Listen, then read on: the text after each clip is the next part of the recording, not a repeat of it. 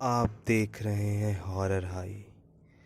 दोस्तों, माफ़ी चाहूँगा कि आजकल मैं आप लोगों के लिए कहानियाँ नहीं ला पा रहा था, क्योंकि आप लोगों को तो पता है इधर बीच रक्षाबंधन हो गया था और मुझे थोड़ा सा फीवर भी चल रहा है, जिसके कारण मेरी तबीयत ठीक नहीं है, जिससे मैं कहानी नहीं ला पा रहा हूँ। लेकिन अब आज से रेगुलर वीडियो आएगी। तो चलिए आज की कहानी की शुरुआत करते हैं। आज की कहानी विजय जी की है, तो इन्हीं की ज़ुबानी चलते हैं।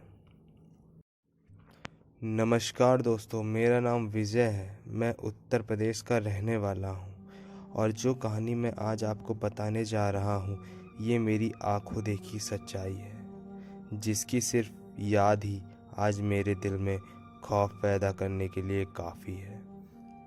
ये कहानी कुछ इस प्रकार है। जब मेरे 12वीं के एग्ज़ाम सर पर थे और अचानक पिताजी के गुजर जाने के बाद घर के हालत बिगड़ गए थे। आगे की पढ़ाई पूरी करने के लिए और घर चलाने के लिए मुझे देर रात तक ऑटो चलाना पड़ता था। उस रात सभी ऑटो वाले घर चले गए थे।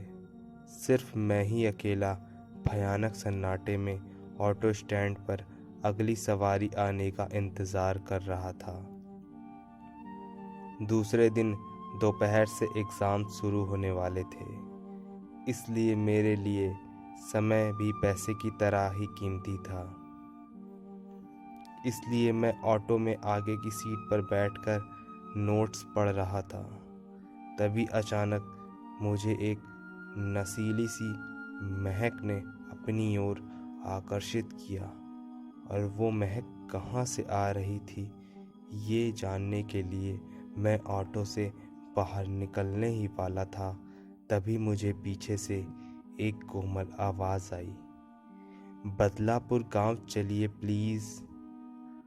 अचानक से आने वाली इस आवाज़ से मैं चौंक गया दोस्तों, और पीछे मुड़कर देखा तो ऑटो में एक सुंदर सी सजी धजी लड़की बैठी थी। मैंने उससे पूछा, आप अंदर आकर कब बैठ गईं? उसने कोई भी जवाब नहीं दिया। वो बस अपने पैरों की तरफ देखे जा रही थी। मैंने भी आगे कुछ भी नहीं पूछा और तुरंत ऑटो स्टार्ट करके गांव की तरफ चल पड़ा। लेकिन मैंने एक बात पर गौर किया कि जब से वो लड़की रिक्शा में बैठी थी, तब से मुझे अजीब सी ठंड लगने लगी थी। ऑटो चलाते चलाते मेरे सामने वाले आईने पर जब मेरी नज़र पड़ी, तब मुझे देखा कि वो लड़की मुझे एकटक घूरे जा रही थी, लगातार मुझे घूरे ही जा रही थी। ये देखकर मेरे अंदर थोड़ा सा डर पैदा हुआ। फिर मैंने आईने से नज़र हटा के रोड पर टिका दी। कुछ ही दूर जाने के बाद रिक्शे में अचानक सड़े हुए मांस की बदबू फैलने लगी, और बहुत ज़ोरों से बदबू आने लगी, जैसे कुछ सड़ा हुआ कोई चीज़ मरा हुआ हो। मुझे बहुत ज़्यादा घुटन होने लगी। मुझे सांस लेना तक मुश्किल हो रहा था। उस वक्त फिर एक बार मेरी नज़र आईने पर पड़ी, और उसमें मैंने क्या देखा जिससे मेरी भयंकर रूह ही कांप गई। वो भयंकर नज़ारा आज भी मुझे बहुत अच्छे से याद है, क्योंकि आईने में जो लड़की मुझे दिख रही थी वो एक दुल्हन के जोड़े में थी, और उसका आधा चेहरा जला हुआ था, जिसमें से मांस के लोथड़े लटक रहे थे।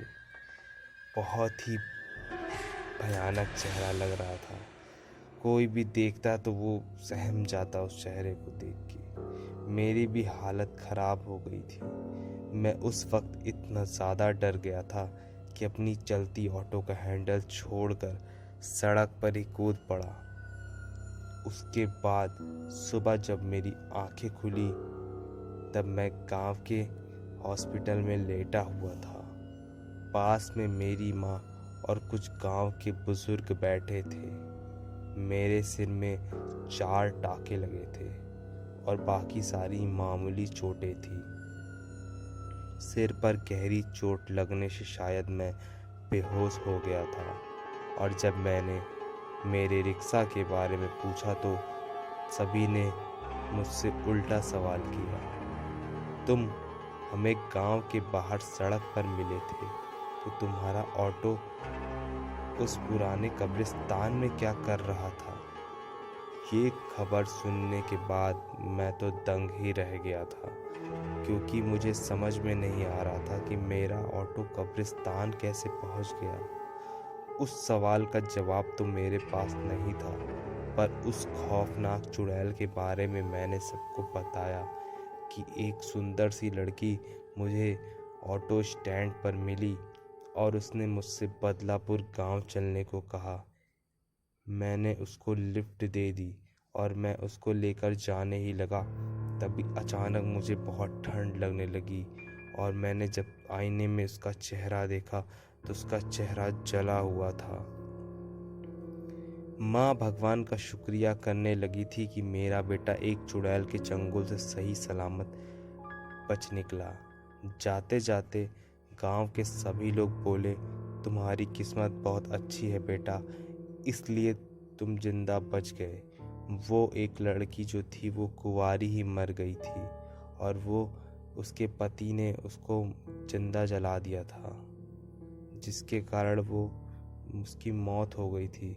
और वो चुड़ैल बनकर कोई भी कुंवारे लड़कों को देखती है तो उनका शिकार करके अपनी प्यास बुझाती है।